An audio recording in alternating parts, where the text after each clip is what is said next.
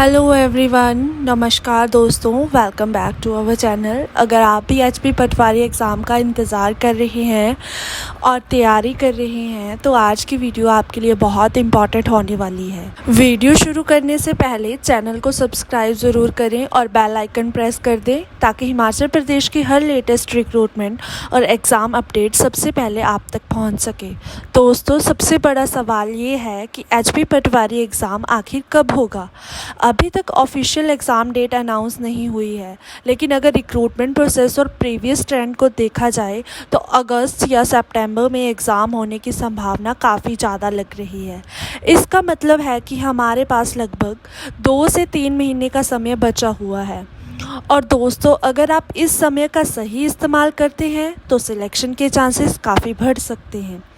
अब बात करते हैं सिलेबस की। एचपी पटवारी एग्ज़ाम में आमतौर पर ये टॉपिक कवर किए जाते हैं: mathematics, Hindi, English, reasoning, general science, current affair, history, polity और geography, Himachal Pradesh GK and static GK. अब बहुत लोग बोलते हैं कि 2 लाख के करीब कैंडिडेट्स ने फॉर्म फिल किया है। बिल्कुल सही बात है, लेकिन एक बात हमेशा याद रखिए, फॉर्म भरने और सीरियस प्रेपरेशन करने में बहुत बड़ा डिफरेंस होता है। रियलिटी ये है कि एक्चुअल कंपटीशन उन्हीं कैंडिडेट्स के साथ होता है जो रेगुलर पढ़ रहे हैं, मॉक टेस्ट लगा रहे हैं और रिवीजन कर रहे हैं।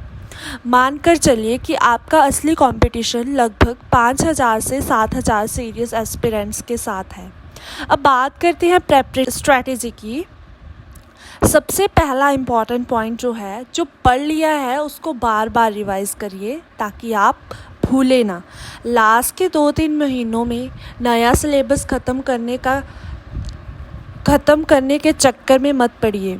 सिलेक्शन रिवीजन से होता है। अगर आपने किसी टॉपिक को पहले पढ़ रखा है तो उसको बार बार रिवाइज़ कीजिए। सबसे इम्पॉर्टेंट बात करते हैं करंट अफेयर। करंट अफेयर को बिल्कुल इग्नोर मत करिए। रोज़ाना करंट अफेयर रिवाइज़ करिए। कम से कम पिछले 6 महीने कवर होने चाहिए। अगर पॉसिबल हो तो 8 महीने तक के इम्पॉर्टेंट करंट अफेयर भी प्रिपेयर कीजिए। अब थोड़ी सिलेबस एनालिसिस की बात कर लेते हैं। हर सब्जेक्ट का एनालिसिस करिए।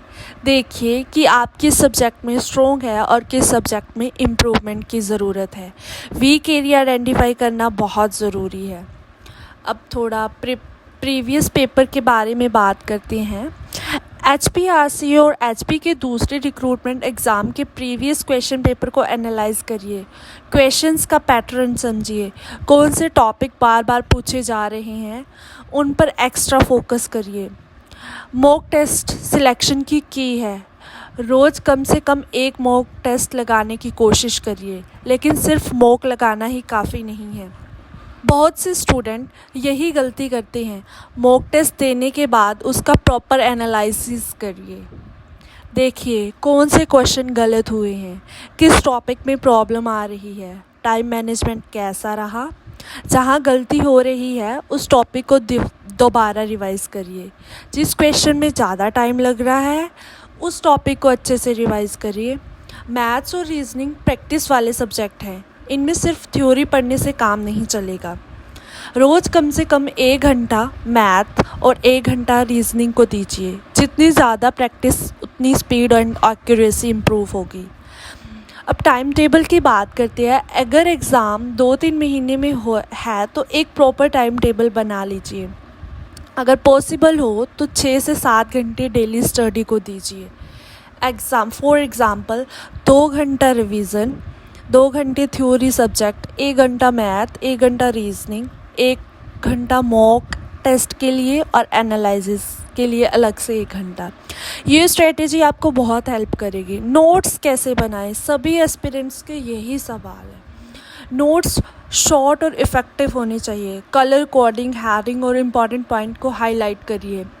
ऐसे नोट्स बनाइए जिन्हें देखकर बार बार पढ़ने का मन करे।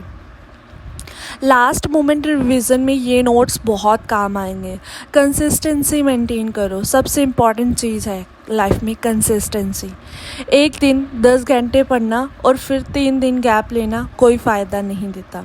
रोज़ थोड़ा थोड़ा पढ़ना ज़्यादा इफ़ेक्टिव होता है।